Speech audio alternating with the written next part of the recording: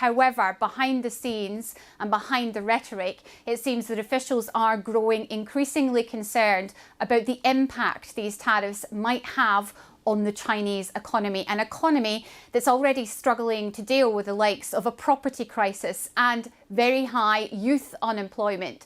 So there was a concern that these tariffs would have an extra impact.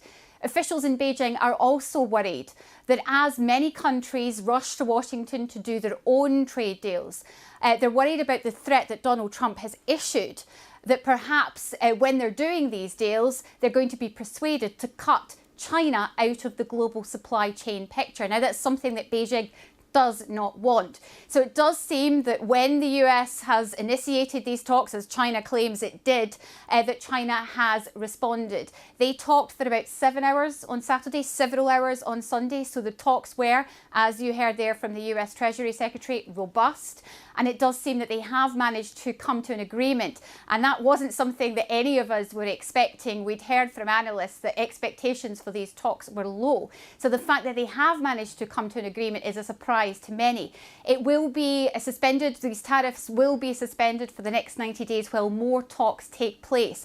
I think getting hold of a wider trade deal between these two countries, between these two leading economic countries, might be more difficult.